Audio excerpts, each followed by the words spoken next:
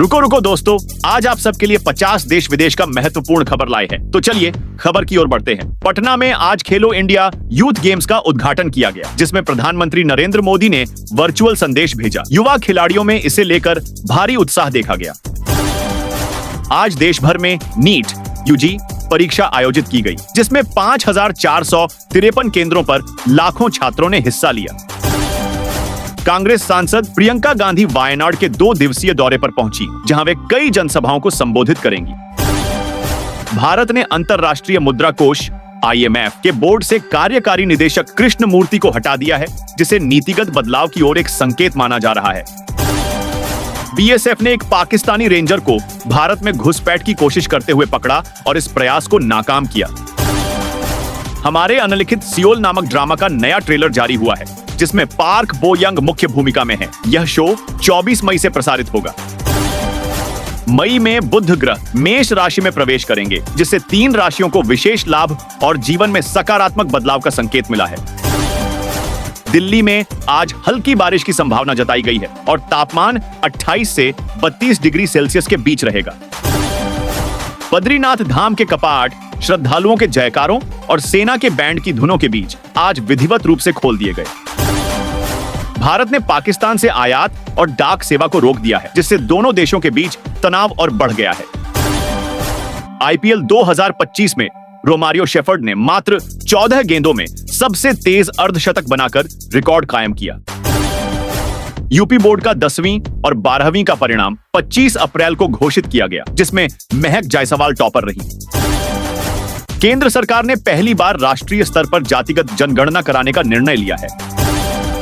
Cabinet committee on security CCS की बैठक में राष्ट्रीय सुरक्षा सलाहकार बोर्ड में बदलाव का बड़ा फैसला लिया गया है। सुप्रीम कोर्ट ने एसिड हमलों और दिव्यांगों के लिए राहत पैकेज की घोषणा की है।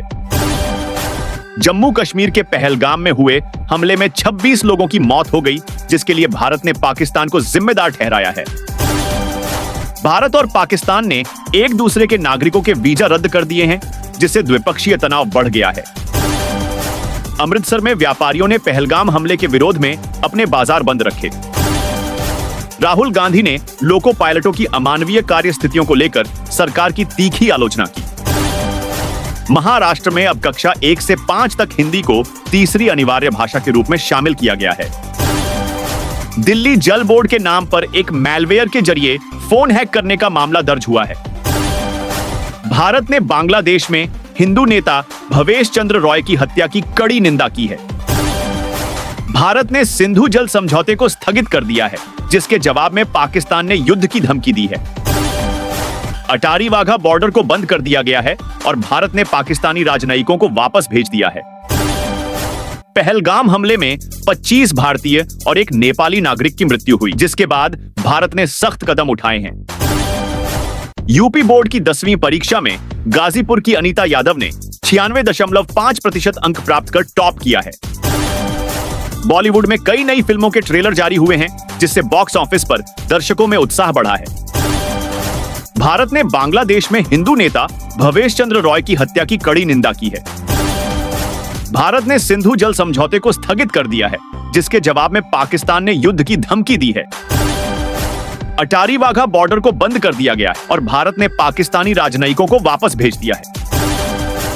केंद्रीय मंत्री CR पाटिल ने बिलावल भुट्टो के बयान पर तीखा पलटवार किया। प्रधानमंत्री नरेंद्र मोदी ने 51,000 से अधिक युवाओं को नियुक्ति पत्र वितरित की। 2025 में मंदारिन और स्पेनिश जैसी भाषाओं को सीखने से करियर के नए अवसर खुल सकते हैं। कश्मीरी छात्रों और व्यापारियों को अन्य राज्यों में धमकियां मिल रही हैं, जिस पर हस्तक्षेप की मांग की जा रही है। डोनाल्ड ट्रंप ने कहा है कि भारत और पाकिस्तान को कश्मीर मुद्दा आपसी बातचीत से सुलझाना चाहिए। पाकिस्तान ने पहलगाम हमले की निष्पक्ष जांच कराने की पेशकश की, जिसे भारत ने खारिज कर दिया। भारत द्वारा जल समझौता रद्द किए जाने के विरोध में पाकिस्तान में प्रदर्शन हुए हैं। PSEB और MP बोर्ड की 10वीं और 12वीं कक्षाओं के परिणाम की तिथियां जल्द घोषित की जाएंगी। मैपल स्टोरी N का लॉन्च 15 मई को किया जाएगा और इसका प्री डाउनलोड 8 मई से शुरू होगा। इन्फिनिटी निक की अपडेट में नया ग्लिच देखा गया है, लेकिन खिलाड़ी नए आउटफिट से खुश हैं। भारत ने पाकिस्तान के साथ व्यापारिक संबंध और सख्त कर दिए हैं, जिससे कूटनीतिक तनाव और गहरा गया है।